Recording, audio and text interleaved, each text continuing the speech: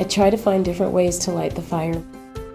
For some children, it may be taking something that they say and reflecting it back to them and then saying, how can we find out more? What do we need to do? For other children, it may be striking their imagination by putting something in their hands and saying, we've got to find out more about this. It's me guiding what happens in the classroom and knowing when to step out of the way.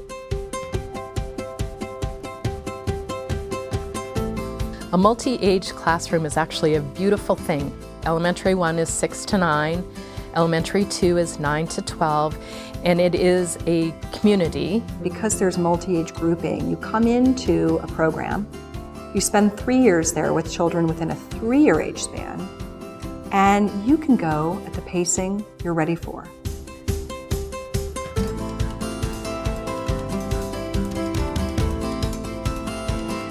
There's an individual plan for every child.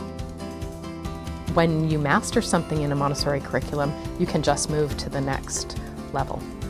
The child doesn't move on until the child is ready to move on and has a deep understanding. The teacher's going to individualize where each child is, but you're also going to learn from each other. It's not always the older children teaching the younger, it's the student who has gained a skill is going to help another student. Even though we do follow a curriculum, I have the luxury of watching a child, figuring out what they connect with and where they might be struggling, and giving it to them as many different ways as I need to, and giving them the time that they need to practice until it comes together for them.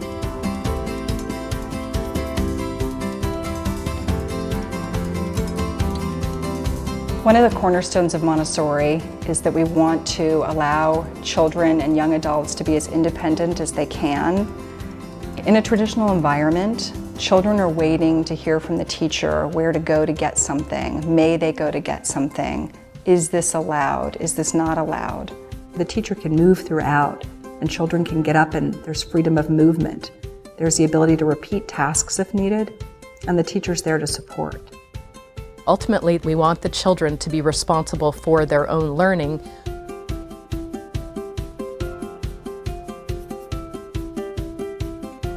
One of the outcomes that I have observed in Montessori children is this idea of critical thinking. They've got a problem, they throw out lots of guesses of what the answer might be. They will think through each one of those guesses and analyze it. Then they'll eventually get to an answer.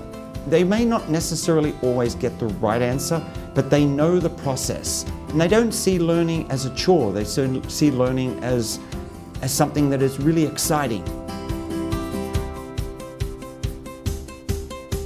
Montessori education includes specialized learning materials. They are really very important to the learning process because children in the elementary age, they learn with their hands. They have to be engaged.